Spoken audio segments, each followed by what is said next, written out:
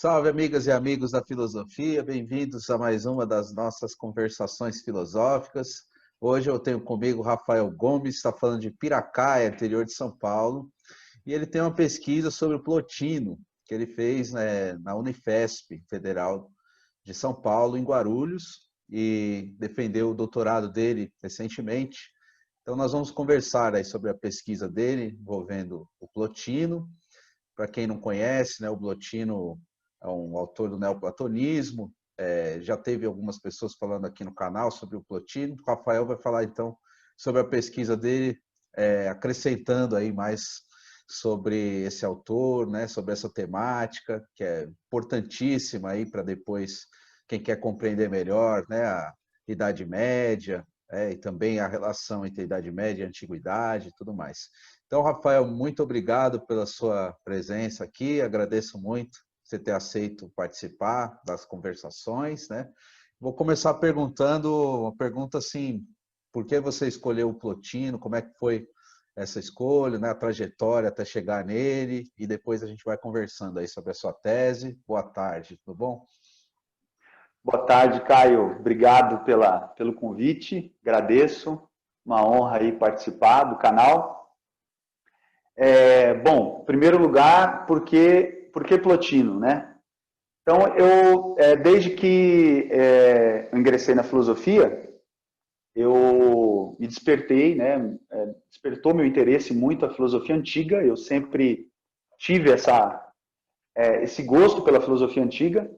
E mesmo lendo muitos contemporâneos, que eu também sempre gostei muito de ler, Nietzsche, Bergson, outros autores, Foucault, contemporâneos, eu sempre percebi, desde das minhas primeiras leituras, o quanto esses autores fazem referência o tempo todo, aos gregos, ao pensamento antigo, à filosofia antiga, seja do ponto de vista mais crítico, seja retomando aspectos do pensamento antigo.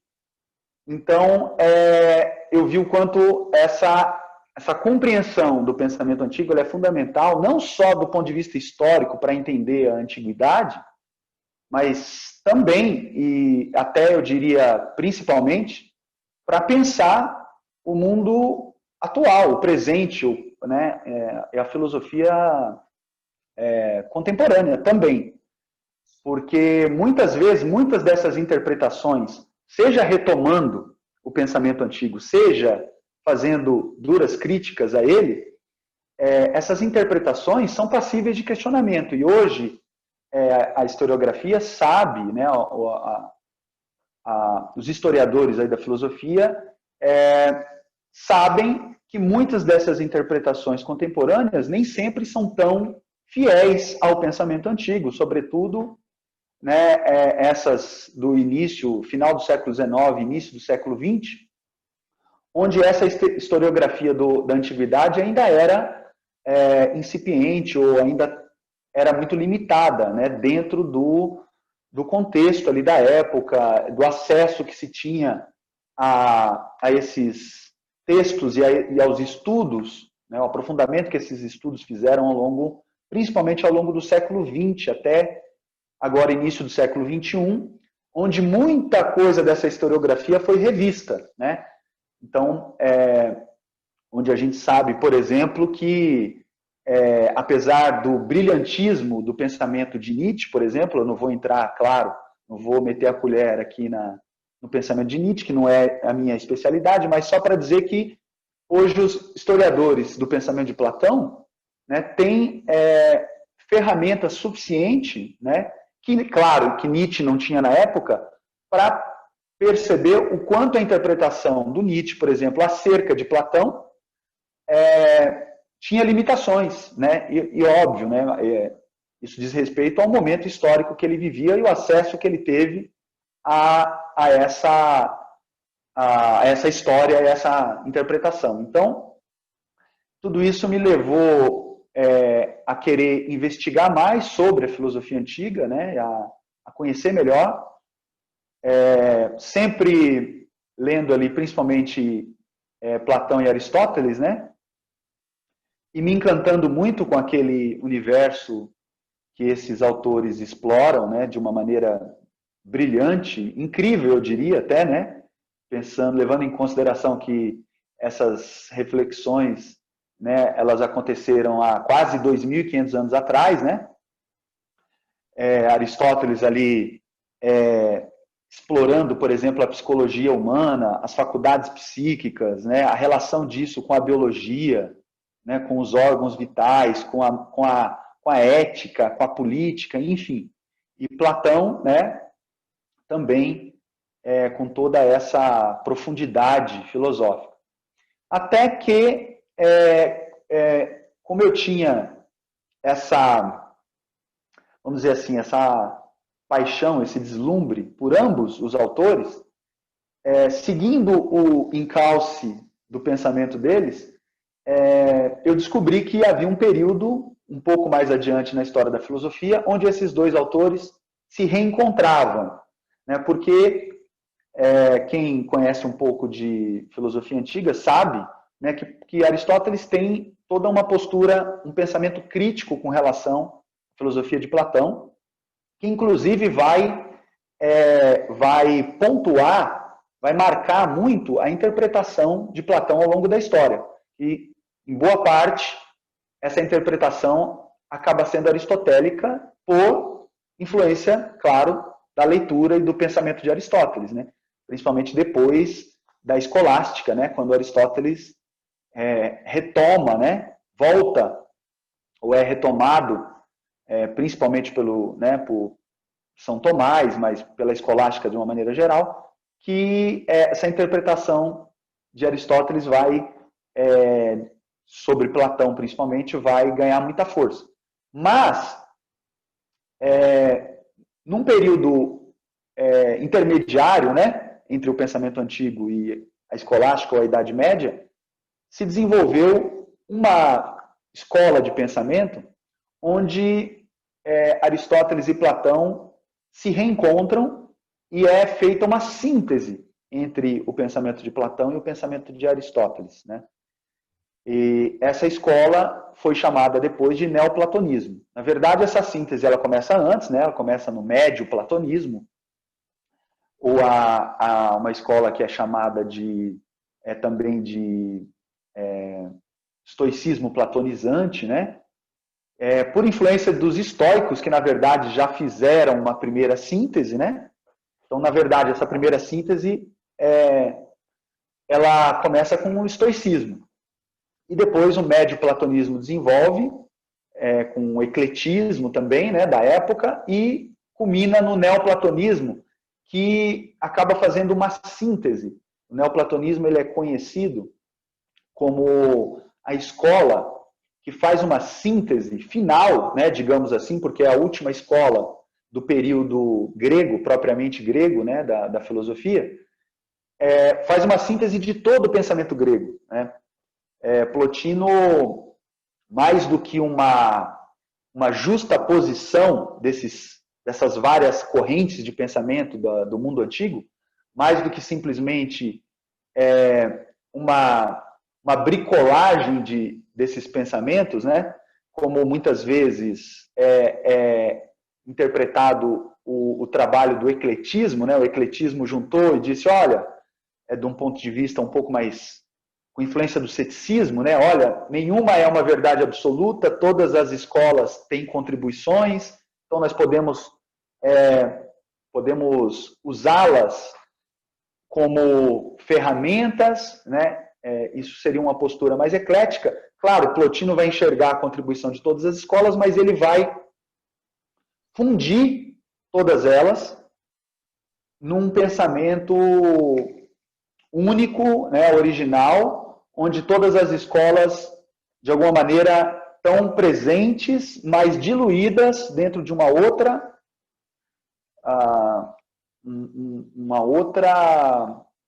filosofia, uma outra escola, né? Uma nova escola de pensamento, onde estão contemplados Platão, Aristóteles, o estoicismo, os epicuristas, mas onde também todas essas escolas também recebem críticas, né? Com exceção, talvez, de Platão, que era quem, de alguma maneira, Plotino considerava o grande mestre, o divino Platão, como ele dizia, né? O divino Platão. Então, Platão, por isso a escola ganhou o nome de neoplatonismo, né? Porque tem um centro, um foco central em Platão.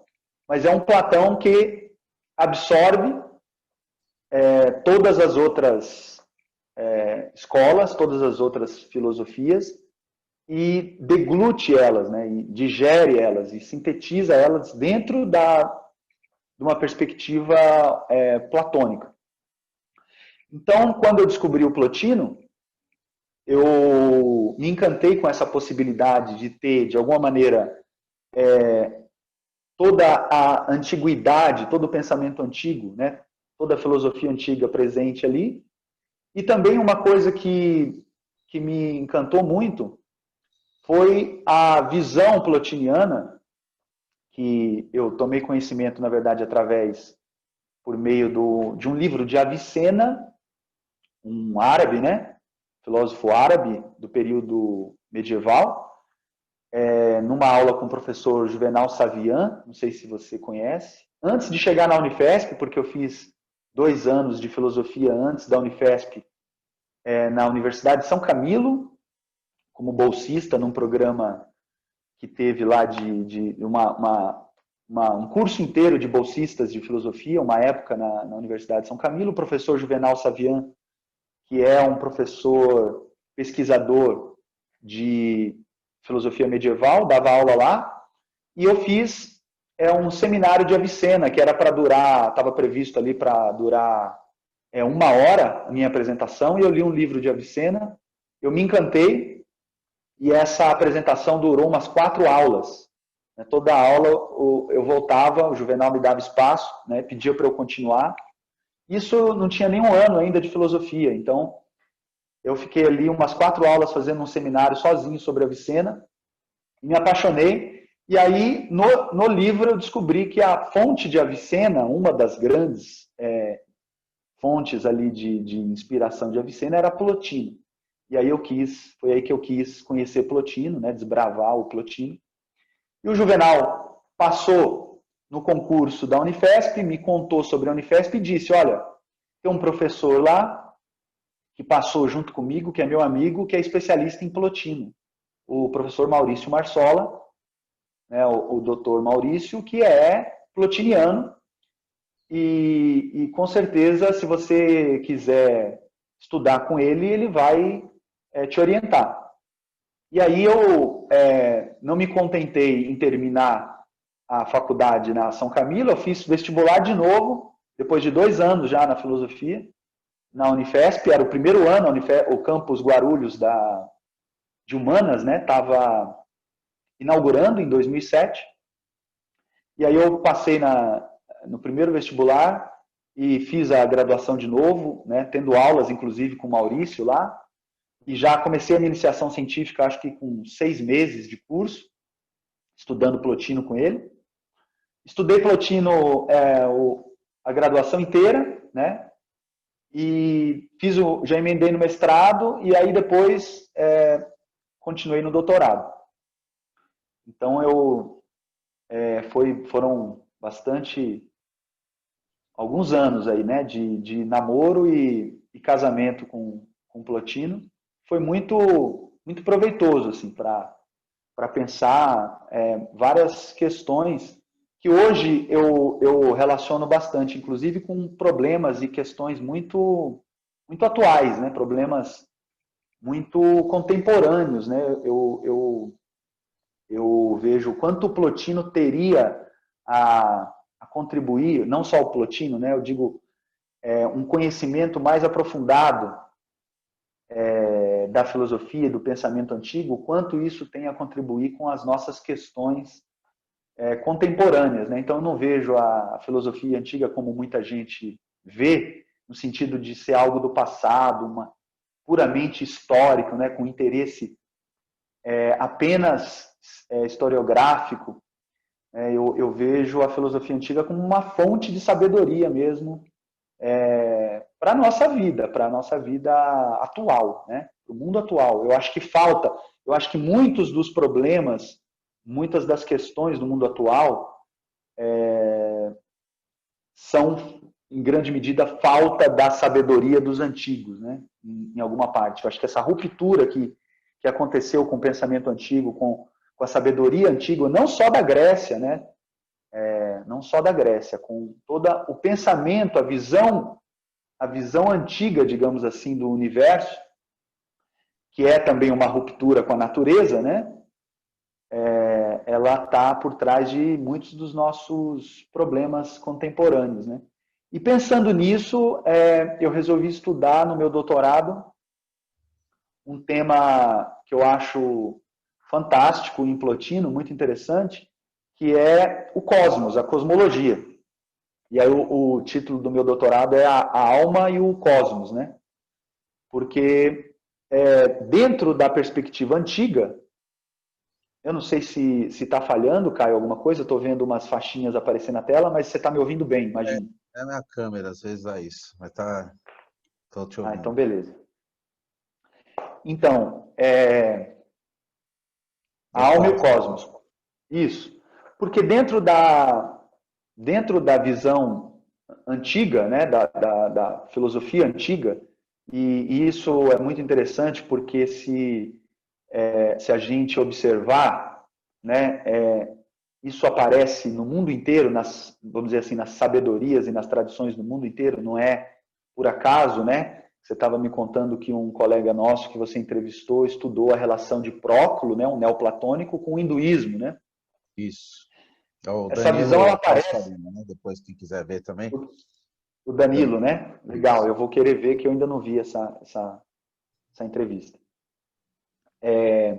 Todas essas tradições antigas, elas veem o cosmos de uma maneira muito diferente da maneira como a modernidade passou a ver, né? O cosmos, no pensamento antigo, ele é visto como um todo integrado, interconectado e orgânico, né?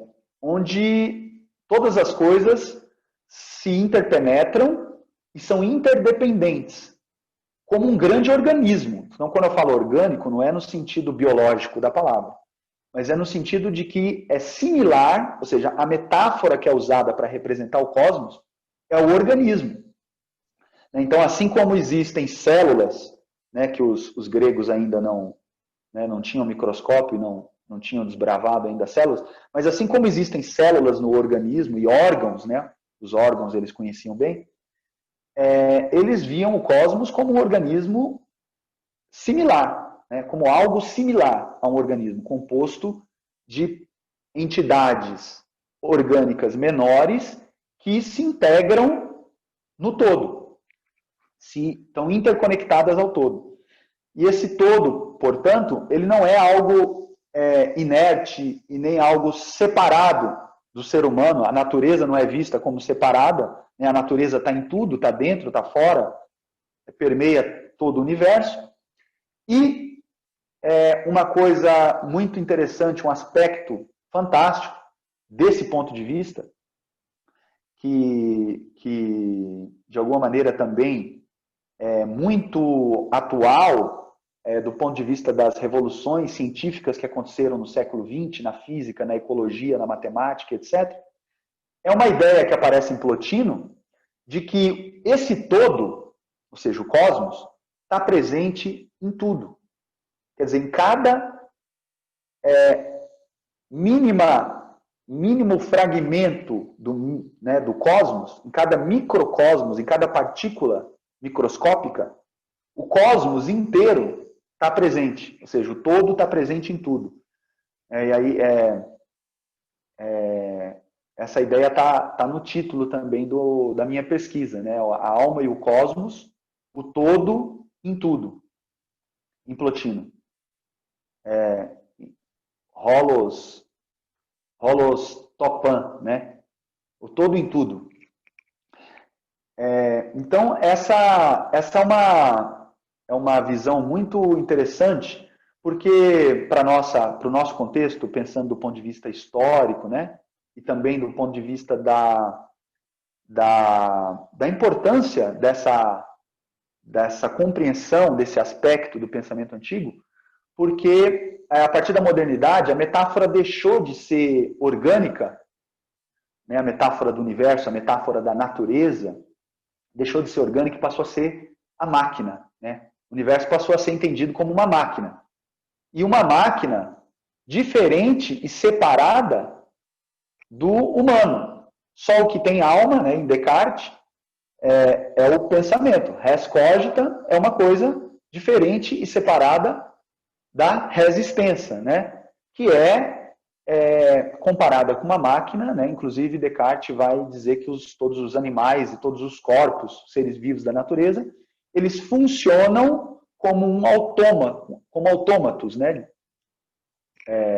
Dizia Descartes, ou seja, autômato como uma espécie de robô, né? Ou seja, a natureza toda vista de um ponto de vista puramente objetivo, ou objetificada, né? Como algo externo ao humano, e robótica, mecânica, né? Tanto é que daí a física que se desenvolveu a partir daí é a mecânica, né? A física como uma mecânica.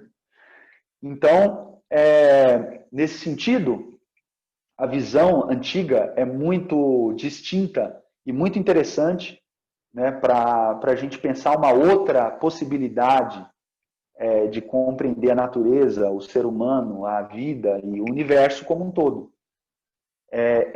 Onde não existe essa separação entre o ser humano e a natureza, onde não existe essa ruptura entre o pensamento e o mundo, né? O pensamento e o mundo não são coisas separadas, coisa que a filosofia contemporânea vai questionar, né?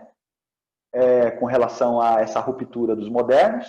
A gente sabe, por exemplo, do pensamento de Husserl, né? O quanto Husserl vai procurar, de novo, ultrapassar essa barreira entre o pensamento, né? A alma, né? e o mundo, que o Descartes, de alguma maneira, ali rompe. Bergson, Nietzsche, né? Outros autores que vão também procurar outras possibilidades para além dessa ruptura, dessa cisão cartesiana, né? Nessa divisão cartesiana, que é chamado também de reducionismo, né? O reducionismo cartesiano. E Plotino, nesse sentido, tem uma filosofia muito rica, um pensamento muito interessante, porque na visão de mundo de Plotino, não existe essa ruptura e a integração que ele apresenta é muito, muito profunda, né? É muito rica, com muitos aspectos aí a serem explorados e muito interessante também. Então, para não me estender muito numa única pergunta, se você quiser fazer outra pergunta ou tiver outras perguntas, mas só para contar essa minha trajetória e dizer por que Plotino, né? Só para completar, então, já que você ficou pensando numa próxima pergunta, dentro disso tem um outro aspecto de Plotino, que é o seguinte: Plotino ele consegue trazer, digamos assim, uma explicação para o universo, inclusive para a origem, né, de todas as coisas, para a origem do universo, muito interessante. Que Plotino explica a complexidade, a multiplicidade do mundo como tendo fonte numa única unidade. E a maneira como ele explica essa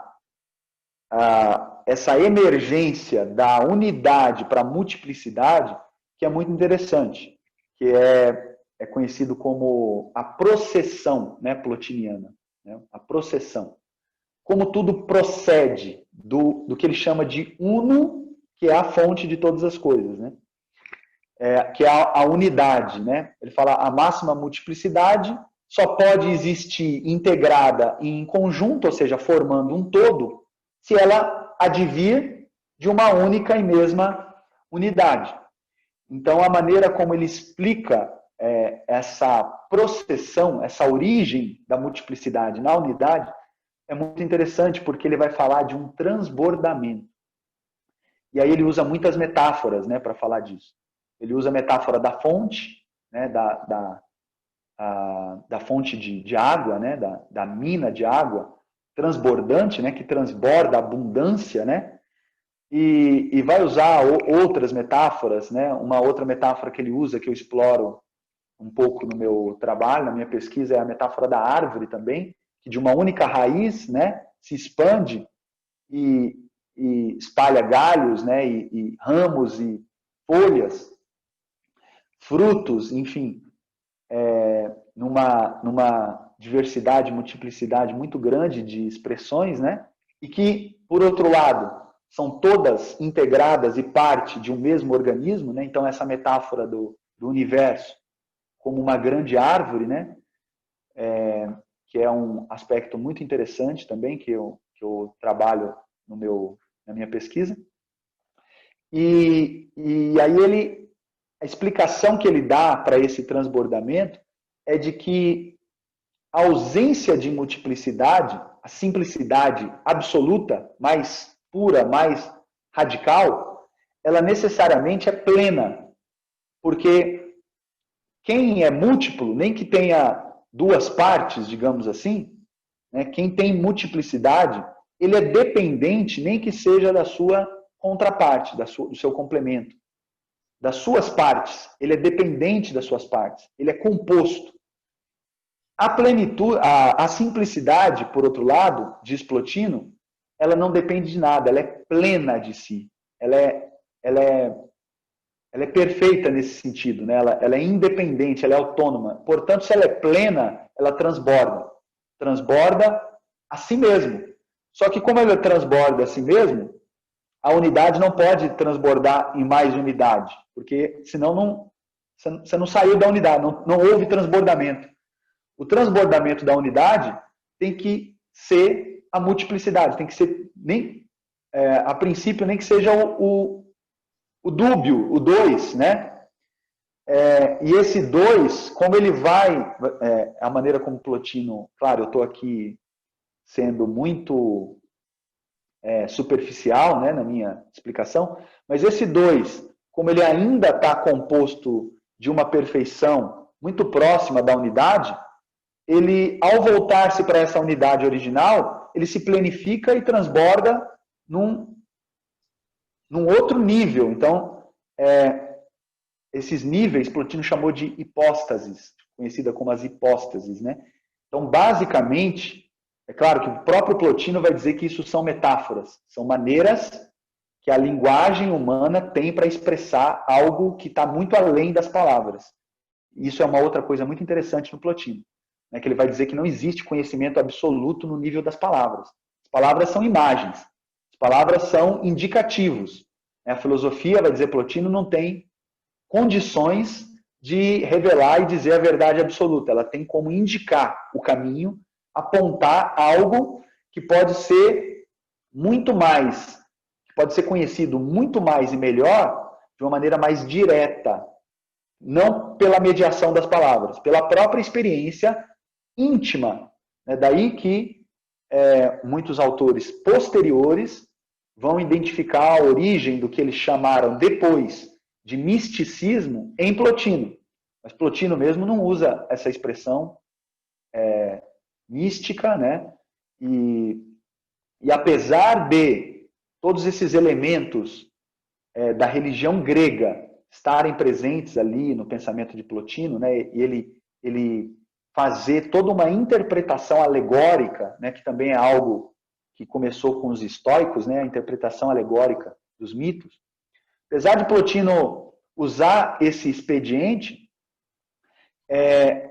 ele não é propriamente um filósofo, pelo menos a conclusão que eu, a partir das minhas leituras, dos meus estudos, não só de Plotino, mas de seus intérpretes, né? Plotino não é um autor propriamente religioso, como muitas pessoas pensam, né? Existe uma espiritualidade muito grande no pensamento de Plotino, gigantesca, mas eu diria que essa espiritualidade é filosófica, é estritamente filosófica. E, claro, eu estou dizendo isso também, acredito que a grande maioria dos estudiosos de Plotino concordam comigo. na verdade, pensando, inclusive, nesses estudos e nessas interpretações mais atuais e mais clássicas, né, de Plotino. Então, essa espiritualidade tem a ver com a busca, que Plotino vai dizer que esse é o anseio do ser humano, a busca dessa integração, dessa reintegração nessa totalidade e nessa unidade original. Então, ele vai dizer, assim como, né, aqui já um pouco de interpretação da minha parte, ele diz algo parecido com isso, mas não nesses termos. Assim como uma folha, para ser saudável em uma árvore, ela precisa estar integrada a essa árvore, trabalhando em conjunto com essa árvore, e precisa estar integrada com a seiva que vem da raiz, ou seja, ela precisa estar em consonância com a sua raiz, assim como uma folha, para ser saudável, precisa dessa integração, o ser humano também. O ser humano, para ser pleno, saudável, feliz, realizado, ele precisa justamente estar integrado com essa árvore cósmica e, principalmente, e para isso, né, ele precisa se reintegrar ou se unificar, né, que também é uma palavra que ele usa, com a sua raiz, ou seja, com a sua unidade, com a raiz original, com a unidade original, de onde provém todas as coisas, né, de onde todas as coisas têm origem. E, nesse sentido, é um pensamento profundamente espiritual, né, no sentido clássico da palavra, onde há essa busca dessa totalidade, a busca dessa integração, dessa unificação, né, com a realidade, mas não em termos religiosos, né, propriamente, não em termos propriamente religiosos. Plotino vai dar todo um caminho filosófico, inclusive com argumentos racionais e com toda uma explicação filosófica para justificar, em primeiro lugar, e as justificativas do Plotino são impressionantes, né, para justificar esse caminho e para dizer como percorrê-lo, racionalmente falando.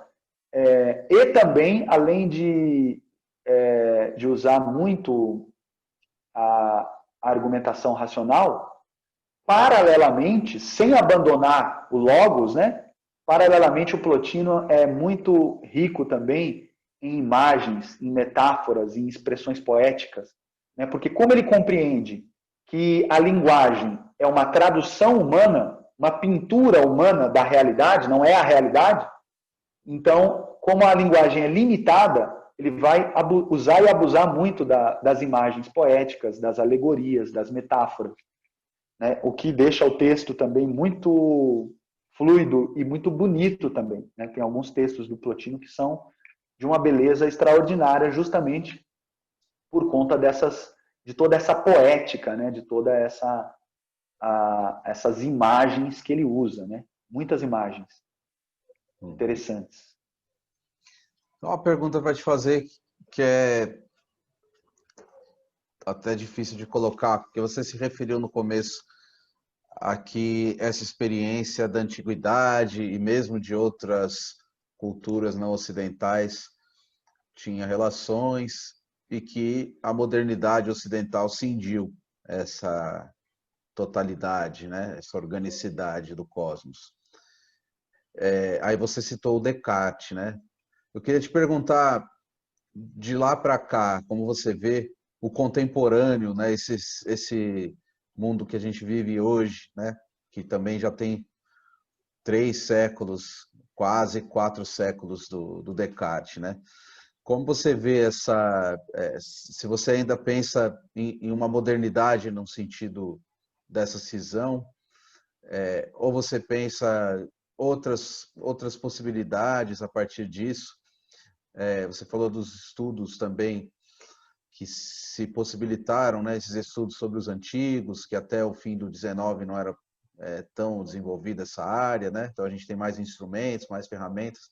Mas, por outro lado, também isso você até criticou a historiografia stricto sensu, né? Por outro lado, tem uma tecnicidade nesses estudos também, uma forma de ler esses textos como ferramentas para fazer uma leitura distanciada, né? Como você vê essa visitação dos antigos, mas para modificar a forma contemporânea de ver o mundo, né? E a relação disso, para além dessa modernidade que você citou no século do Descartes, né? Não sei se você pensa isso para nós também, essa cisão ainda para nós, né? E aí a visitação dos antigos como possibilidade de nos De lançar para outra superar. forma de superar essa nossa forma cindida de compreensão do mundo. Então, bom, tem vários aspectos, né, aí, mas tem uma questão muito importante, que é a pergunta se nós, como cultura ocidental, né, que hoje é global, se nós superamos essa cisão ou se nós ainda fazemos parte de uma cultura que rompeu com a natureza e que permanece nessa ruptura, né? Tem a reflexão, me fugiu o nome, talvez você lembre de um filósofo, um pensador e historiador, se eu não me engano, contemporâneo, que é o que vai dizer que, de fato, nós ainda permanecemos na modernidade, que nós não somos pós-modernos, né? Nós ainda somos modernos, nós ainda vivemos a modernidade do ponto de vista cultural, nós ainda culturalmente não superamos a modernidade. Me fugiu agora o nome dele, foi uma falha na memória, mas se eu lembrar eu vou citá-lo. É muito conhecido, né, esse pensador e essa interpretação que ele dá para o nosso atual momento histórico. Ele vai dizer que, na verdade, o momento que nós vivemos hoje é uma intensificação de todos os pressupostos metafísicos e éticos e científicos da modernidade. Ele vai dizer que nunca a modernidade foi tão intensa e tão global como ela é hoje. Então, todos aqueles pressupostos lá, né, eu citei Descartes porque foi um dos pensamentos ali que influenciou muito a revolução científica e a visão moderna, né, do mundo, mas inúmeros outros pensadores, claro, contribuíram nesse processo, né, Bacon, o próprio Newton e etc. Então ele vai dizer que nunca houve uma expansão e uma intensificação tão forte dos princípios fundamentais lá que fundaram a modernidade, que é a questão da tecnização, da técnica, do individualismo, do mercado, da cisão com a natureza, de rompimento social, político, social, econômico e humano, né, com a natureza, e ele usa para evidenciar esse fato todos os problemas ambientais que o ser humano está vivendo hoje em decorrência da devastação ambiental, né, do lixo, da poluição, da destruição das florestas e do meio ambiente como um todo. Então, quer dizer, todo esse processo de devastação ambiental, por exemplo, né, para citar só o problema ambiental que a gente está vivendo, tem muitos autores, inclusive um deles é um estudioso da filosofia antiga, o Pierre Hadot, tem um livro belíssimo que chama O Véu de Ísis, o Pierre Hadot, onde ele vai mostrar justamente essa mudança, né, de paradigma mesmo, essa mudança do mundo antigo. Né, ele tem um trecho no texto, no livro brilhante, onde ele diz: jamais um antigo seria capaz de perfurar a terra e devastar as matas e jogar lixo, né, onde existia a natureza, porque isso para um antigo seria ferir e maltratar a mãe, seria jogar lixo no seio da própria mãe, porque os antigos viam a natureza como uma divindade, né? A Terra, o planeta, os astros, né? Os antigos viam o Sol, os astros como seres divinos, né? No caso dos filósofos, por exemplo, né? Isso começa com os estoicos, né? O Platão, na verdade, isso está presente em toda a filosofia grega, mas em Plotino, sobretudo, né? Plotino vai interpretar os deuses da mitologia como uma expressão poética dos astros e das forças da natureza, né? E como ele vai dizer que e vai entender que essa natureza é um todo orgânico e vivo no sentido não biológico, né, no sentido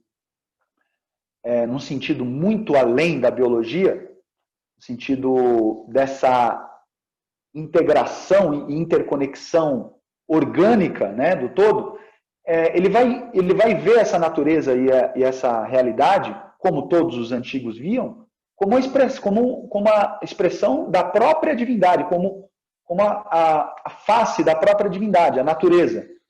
Né? E não no sentido, claro, romântico e religioso e antropomórfico, né? Porque desde lá dos pré-socráticos existe toda uma crítica da religião antropomórfica, né? Que vê Zeus e vê os deuses como se fossem seres humanos com ódio, com desejos e com todas aquelas relações, claro, entendendo isso como uma expressão poética, né? E aí a coisa ganha um outro sentido. Mas o Pierre Hadot quer dizer o quê? Que jamais um antigo ele devastaria a natureza. Né? Tanto é que ele vai procurar mostrar, usando inclusive a historiografia que existiu na época, que por mais que os antigos tenham desenvolvido engenharia sofisticada para a época e grandes cidades, etc., não existiu devastação propriamente dita no sentido moderno, né, no sentido que a gente conhece hoje, porque ele vai dizer que os antigos viam a natureza de uma outra maneira. Então, essa mudança de paradigma, essa visão que entende a natureza como algo externo ao ser humano, algo objetificável, portanto, algo relacionado e entendido, visto como uma máquina, ou seja, sem nenhuma integração de conjunto e nenhuma relação real, né, com o ser humano. Então, tudo isso, vai dizer o Pierre Hadot, que contribuiu não só para o desenvolvimento do individualismo moderno, né, e contemporâneo, mas também para essa condição social de poluição, de devastação. Né? Ou seja, tudo isso, segundo essa interpretação, que eu acho entendo que é muito efetiva, né, tem ali demonstrações muito convincentes, né, historiográficas e filosóficas, que mostram que faz todo sentido. Né? O mundo que nós vivemos hoje, a realidade social, política, econômica e ambiental que nós vivemos hoje, que inclusive, né, a gente sabe, com grandes indícios aí científicos de que o coronavírus, inclusive, é decorrência desse processo de devastação ambiental, né?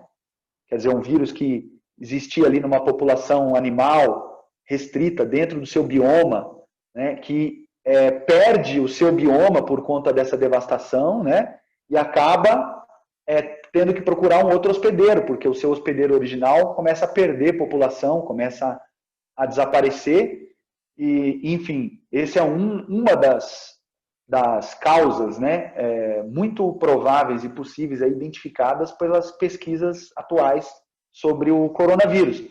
Então, quer dizer, todos esses problemas, muitos desses problemas que a gente está vivendo hoje, eles têm a ver, provavelmente, né, e aí tem toda uma escola de pensamento contemporânea nesse sentido, mais relacionada ainda, por enquanto, à ciência, ao que na ciência foi chamado de pensamento sistêmico. Existem muitos cientistas envolvidos com essa mudança de paradigma na ciência, graças a inúmeras descobertas que aconteceram no século XX, a física quântica. A física quântica ela rompe em grande medida, até onde, claro, né, até onde eu tenho conhecimento, não sou um físico para falar a respeito, mas rompe em grande medida, isso são os físicos que dizem, com essa perspectiva de que existe subjetivo e objetividade, né, de que existe essa barreira que rompe com o objetivo e com o subjetivo, com o externo e com o interno, portanto, com o mundo e com o pensamento, assim como a biologia do século XX, né, através da ecologia, passa a compreender que tudo está interconectado, que tudo interfere em tudo, que cada ser vivo faz parte de uma cadeia de interconexão, de uma teia de interconexão, que aí veio dar origem em conceitos como os biomas e a biosfera, né, do planeta, como um todo integrado, onde tudo, de alguma maneira, contribui para o todo. Essa visão aparece lá em Plotino. Né? Plotino vai ter um tratado de Plotino onde ele vai falar sobre...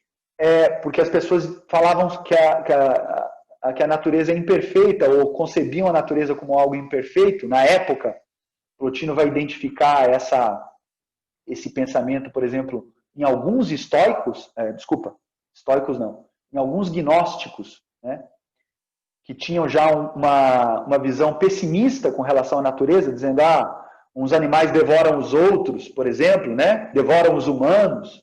Então, a visão pessimista da natureza, existem doenças, existem tragédias, né, então a natureza é imperfeita.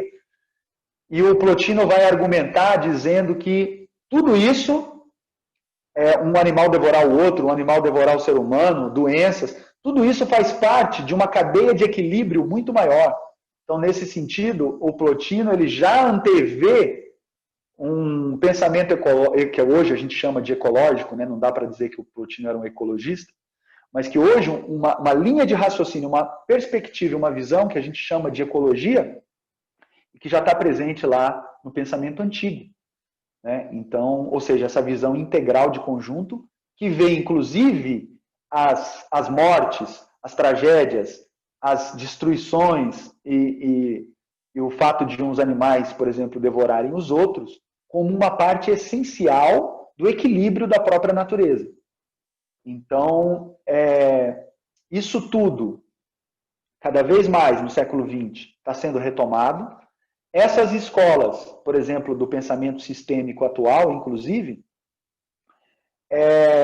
diz que nós ainda vivemos, um desses autores muito conhecido que popularizou o pensamento sistêmico, né, que é o Fritjof Capra, você deve conhecer ou ter ouvido falar, que na verdade, ele faz uma divulgação desse pensamento, né, que tem raízes muito mais profundas em pesquisas científicas das áreas específicas, né, e ele vai, ao longo da sua trajetória, juntar essas áreas e tentar mostrar uma nova visão de conjunto. Então, esses autores eles vão argumentar no sentido de dizer que nós estamos vivendo ainda num paradigma ultrapassado, um paradigma antigo, que é o paradigma moderno, que não é mais um paradigma que pode ser sustentado cientificamente de acordo com essas novas descobertas, né? De acordo com essa nova biologia, de acordo com essa nova física, de acordo com a nova matemática, que inclusive tem elementos lá do Plotino que eu comentei aqui, muito interessantes, que condizem com essa nova matemática. Não sei se você já ouviu falar da teoria dos fractais, por exemplo, né, que é uma geometria não euclidiana que foi descoberta agora no século XX, se eu não me engano, por um suíço, que desenvolveu toda essa matemática, geometria dos fractais, e aí a geometria dos fractais, que é muito mais presente, muito mais condizente com a natureza, ele mostra como que a forma ou a expressão do todo, como ela se manifesta em tudo. Né? Por exemplo, numa árvore, né? É um dos grandes exemplos de fractais, né? As plantas, como uma rama e um pequeno galinho, um broto, ele é extremamente semelhante com a árvore inteira, quer dizer, o formato do todo que se expressa e está presente em tudo, né? Parecendo um brócolis, né? Também, que é outro exemplo clássico de fractal, né? Onde cada raminho ali, cada pedacinho de um brócolis, ele lembra o brócolis como um todo. E assim, os fractais estão extremamente presentes, né, na natureza como um todo, né? E aí, muita gente vai até o ponto de mostrar a semelhança da galáxia com os átomos, com as células, né? núcleo que tem os elementos circundantes ali, formando uma totalidade e equilíbrio, né? Eletromagnético e eletrodinâmico, enfim. Então, quer dizer, todo esse, de alguma maneira, né, esse pensamento antigo, ele está sendo revitalizado, ele está sendo retomado.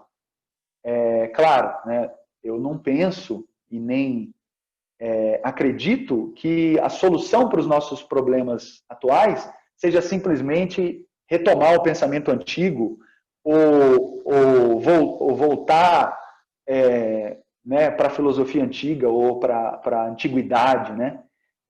Não é esse o caso, né? Talvez o que os antigos tenham muito a contribuir seja com essa outra perspectiva anterior a essa cisão com a natureza, essa cisão com o todo, com o próprio universo, e o estudo e o conhecimento desse pensamento anterior a isso, ele pode ser muito rico, muito interessante para a gente pensar, claro, com as nossas bases e com as nossas ferramentas e com as nossas capacidades atuais, pensar o nosso mundo contemporâneo, né? Então, nesse sentido, eu acho que o mundo antigo tem muito a contribuir nesse processo e muito a nos ensinar, né? Muito mais do que a gente imagina até.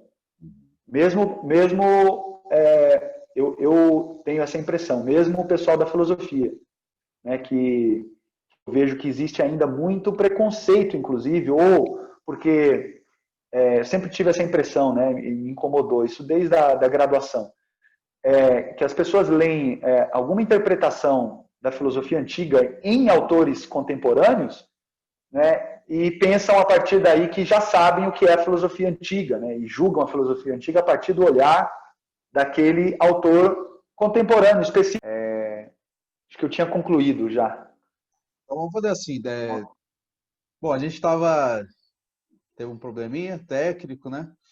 Eu vou pedir só para o Rafael fazer suas considerações finais e a gente encaminha para o encerramento, agradecendo muito sua presença, gostei muito de ouvir a sua pesquisa e também como você pensa a atualidade da filosofia antiga, né, numa perspectiva renovada de nos colocar para além da nossa situação atual e não um mero retorno, né? Isso que eu achei muito interessante e como você também faz a relação com autores das ciências, né, da física, da biologia, da ecologia e de outras áreas, né, também para colocar essas questões aí sobre a modernidade, sobre a condição biológica do homem, né, na Terra, enfim, falou da pandemia também. Isso eu achei muito interessante. Então, agradeço, Rafael, e peço para você deixar aí uma última palavra nessa conversa de hoje. Muito obrigado. Obrigado, Caio. Eu acho que só para finalizar, então, só para esclarecer, né, você tinha falado, eu não sei se eu entendi direito, você tinha falado sobre uma certa, alguma crítica que eu teria feito, ou um posicionamento meu com relação à historiografia ou à interpretação, os estudos historiográficos. Eu não entendi em que sentido que você mencionou, mas só para... Talvez você queira explicar, aí talvez Não, é porque fique você até falou melhor. que no século XX, até o século XX, os estudos estavam incipientes, e isso, então, no século XX para frente, a gente teve Ah, sim. uma, uma maior possibilidade, né? Eu até penso, assim, alguns autores que falam, né? A Grécia foi uma construção do Ocidente no século XIX, né? A filosofia medieval foi uma invenção do século XX. Esse tipo de coisa, né? Quer dizer, a organização desses saberes, né? A organização de estudos direcionados a esses autores, que permite uma frequentação desses autores com mais rigor, né? Isso, por um lado, é bom. Por outro lado, cria um certo tipo de leitura, que é a leitura técnica, a leitura científica dos textos. Então, a minha pergunta não é que você tenha feito uma crítica, mas a minha pergunta, e você respondeu, né? É como que essa forma de leitura rigorosa, científica, que se propõe um afastamento também do texto, né, pode nos lançar a questões que são contemporâneas, e não só a um estudo historiográfico. Era essa que é a questão. Ah, sim. Entendi. Agora acho que ficou mais claro.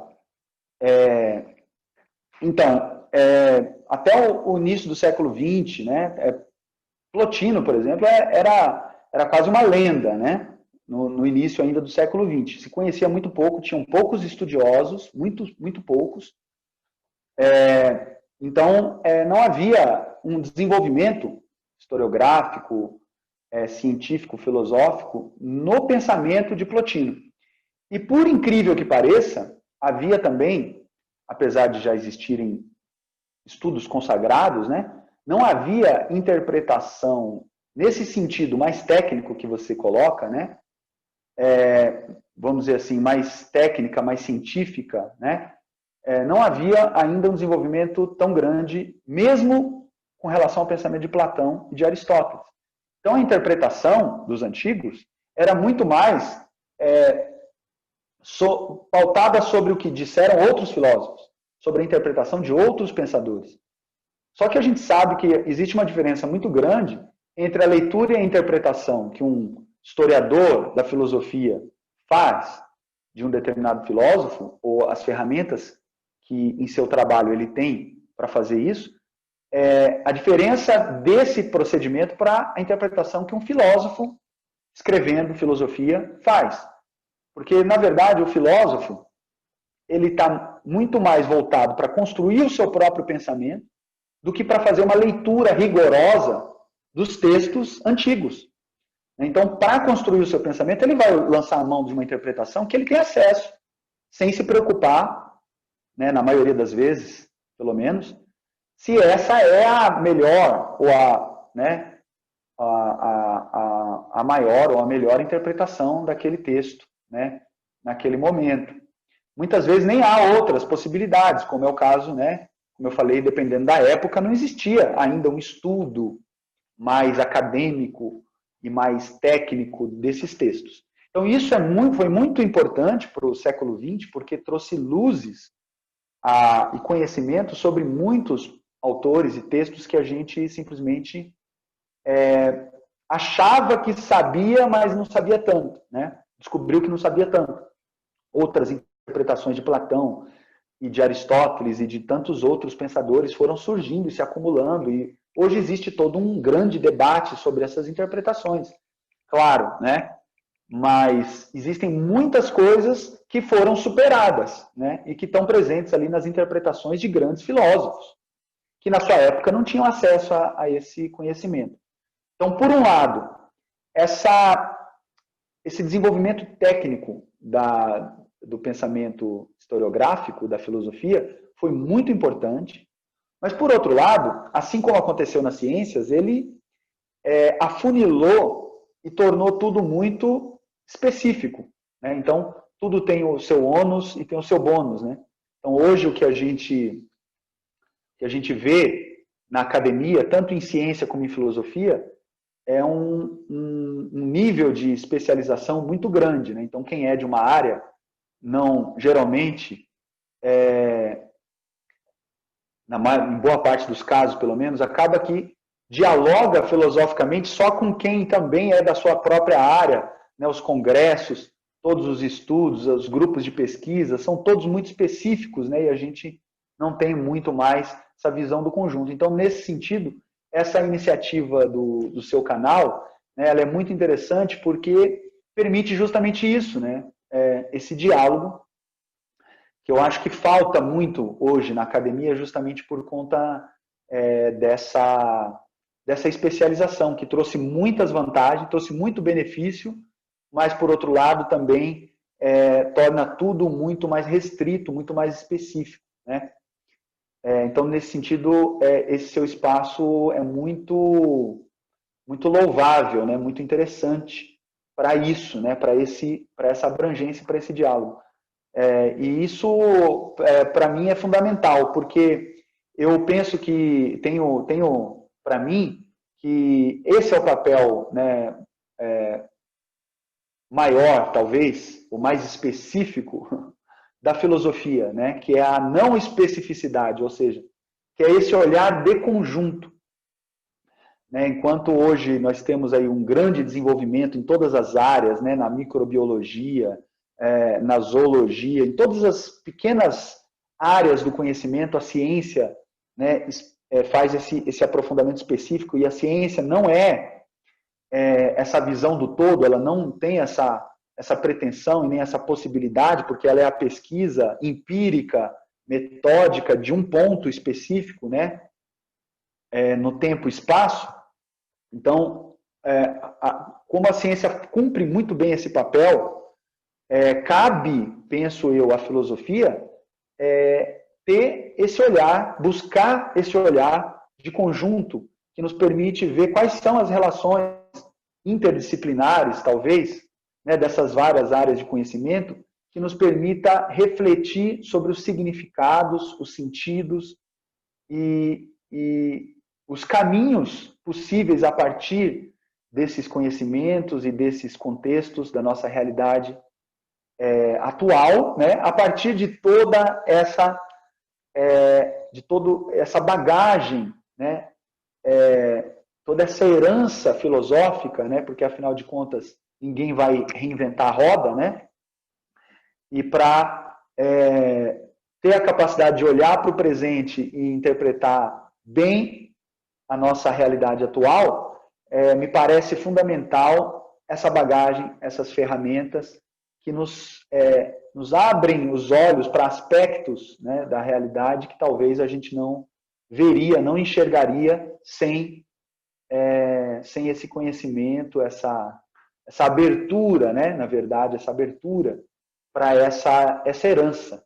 Né? E nesse sentido, essa herança antiga é fundamental. Né? A gente falei da minha pesquisa, que é fundamentalmente grega, né, na verdade, sobre Plotino, mas existem autores estudando e mostrando a riqueza no sentido muito semelhante, com diversas sabedorias e culturas, inclusive indígenas, né, africanas, orientais, né, desde o taoísmo, o hinduísmo ali, as sabedorias do hinduísmo, que nem sempre também são estritamente religiosas, tem toda existe um debate se é ou se não é filosofia, por conta do termo ser grego e etc., mas de toda uma sabedoria filosófica, sem dúvida, presente ali nessas tradições antigas, que estão sendo revitalizadas, estudadas, retomadas, e tem muita gente, inclusive o cientista que eu te falei, o Fritjof Capra, né, que é um físico, que mostra, dentre outros, né, que mostra a riqueza presente ali nas sabedorias do hinduísmo e do taoísmo, principalmente, em comparação com os nossos novos conhecimentos na física quântica, por exemplo. Né? Então, tem muitos outros pesquisadores e autores fazendo isso e mostrando como que a humanidade moderna se pensou como uma cisão ao passado, né? Não só uma cisão com relação à natureza e ao que é natural, mas também ao nosso passado, que era um passado nessa visão ainda primitivo, justamente porque muito relacionado à natureza, muito preso à natureza, né? E hoje nós, né, cada vez mais estamos descobrindo aí o quanto nós temos a aprender com essas sabedorias e com essa valorização e essa integração que os antigos buscavam e muitas vezes né, pelo menos os grandes sábios aí dessas tradições possuíam, né? A integração que esses sábios demonstravam através dos seus ensinamentos e das suas filosofias. Eu acho que é isso, Caio. Não sei se eu pude me expressar muito bem, né? Você me pegou um pouco de surpresa, não tive tempo de pensar muito sobre, mas eu acho que um pouquinho, né, deu para expressar. Beleza, eu gostei muito, Rafael. Espero que depois a gente faça outras conversas dessa. Você falou que foi a primeira vez, né, que você faz uma live, né? Tomara que Exatamente. Outras aí. Eu acho que esses espaços têm que ser ocupados, para as pessoas poderem ter acesso a pesquisadores, né, como você, que tem coisas interessantes para serem ditas, para serem ouvidas. E só tenho a agradecer, então, a sua conversa hoje. Vamos ficando por aqui, encerrando a entrevista. O pessoal que assistiu também, agradeço muito. Deixem comentários aí para a gente continuar a conversa depois. Fiquem ligados nas próximas conversações filosóficas.